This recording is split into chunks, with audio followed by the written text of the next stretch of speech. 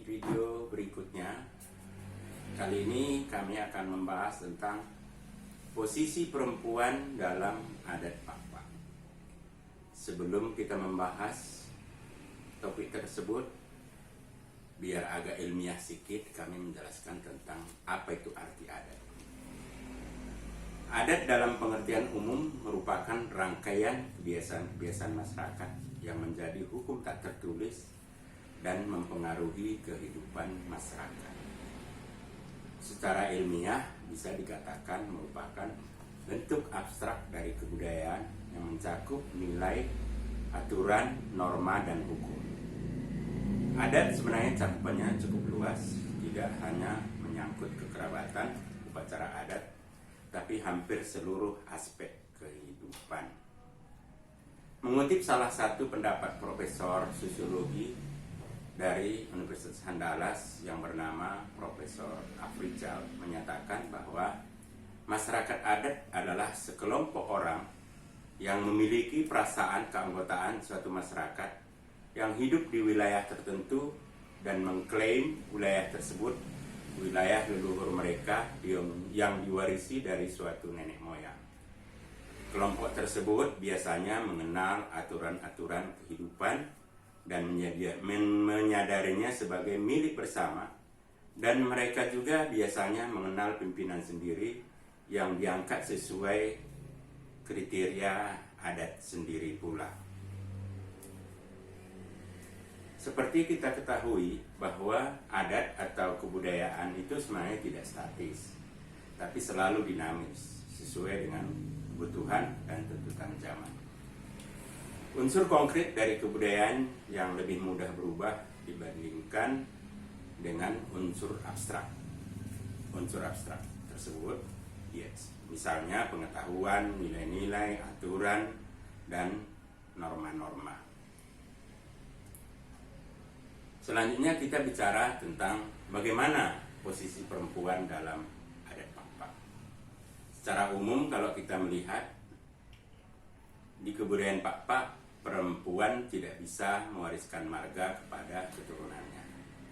Artinya kalau dia sudah kawin, maka anak-anaknya akan mengikuti marga dari suaminya.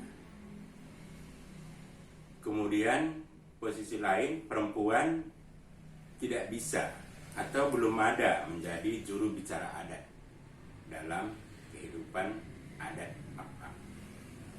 Kemudian juga di tengah-tengah masyarakat, perempuan itu idealnya harus mampu melayani suami, bukan sebaliknya, suami yang melayani perempuan. Dengan demikian, perempuan dituntut harus pandai mengerjakan pekerjaan di sektor rumah tangga, atau dengan kata lain, perempuan harus mahir di bidang domestik seperti melayani tamu, mengasuh anak, memasak, dan lain sebagainya. Karena dunia perempuan adalah dunia dapur. Kemudian dalam konteks warisan, perempuan hak warisnya sangat sedikit dibanding dengan laki-laki. Terutama harta-harta yang tidak bergerak, biasanya itu tidak bisa diwariskan kepada anak perempuan. Kemudian dalam keputusan-keputusan adat, perempuan juga jarang terlibat.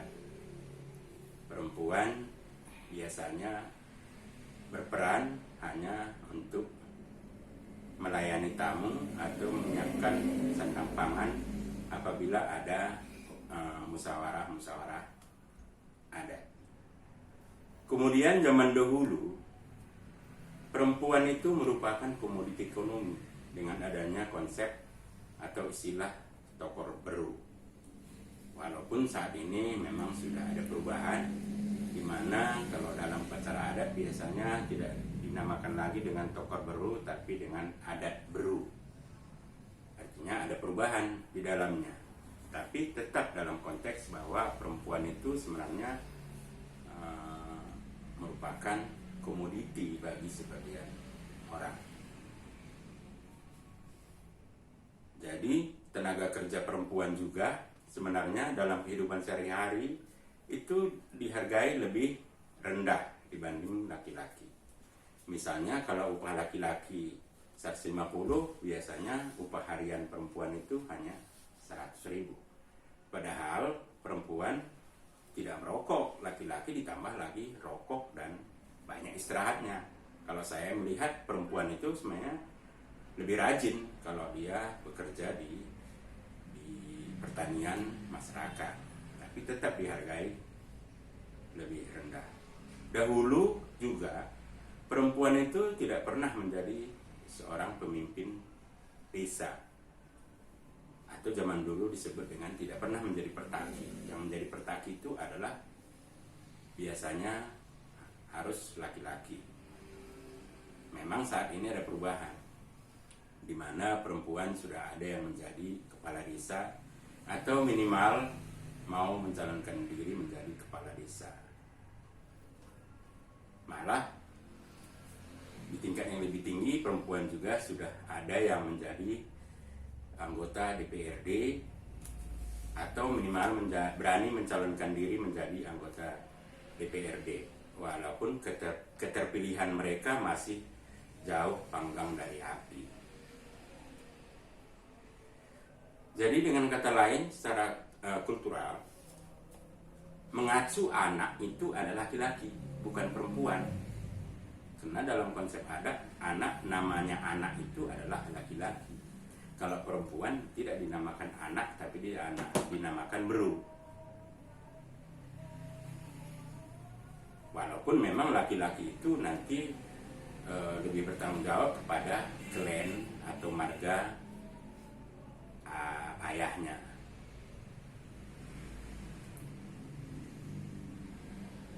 Demikian kira-kira penjelasan kami tentang bagaimana posisi adat, posisi perempuan dalam adat Pakpak.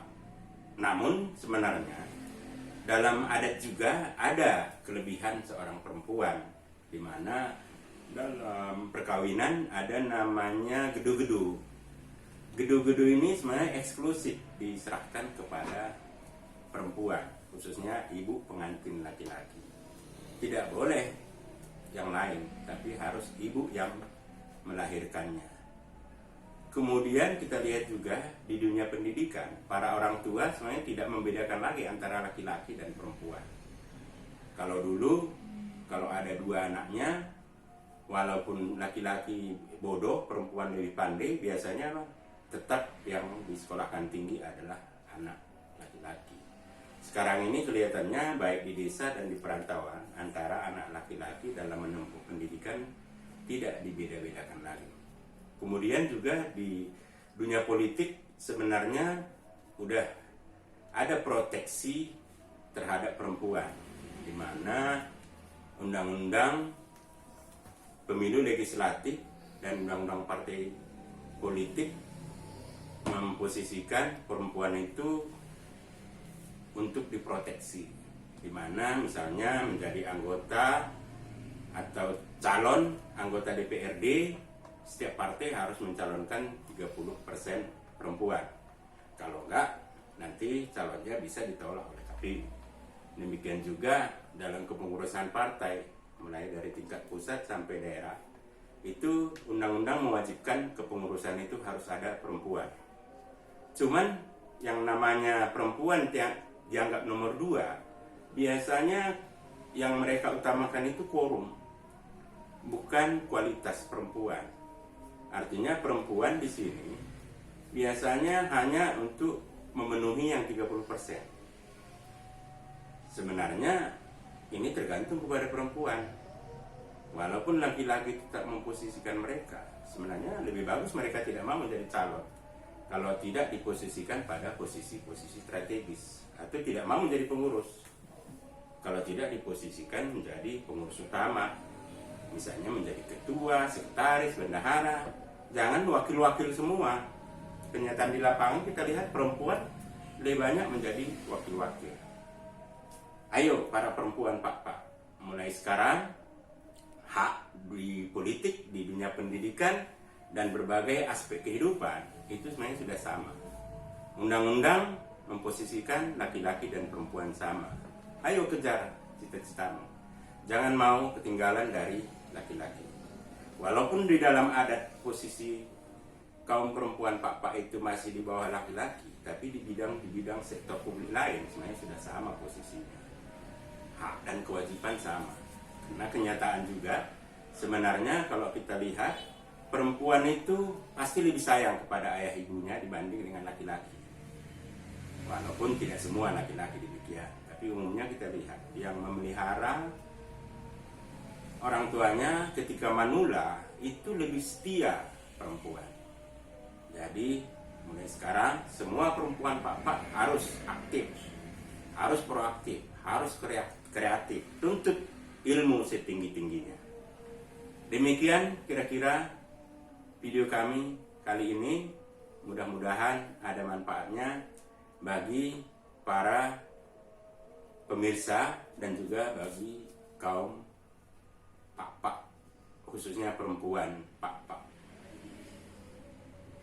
Demikian, jangan lupa untuk like dan membagikan YouTube kami.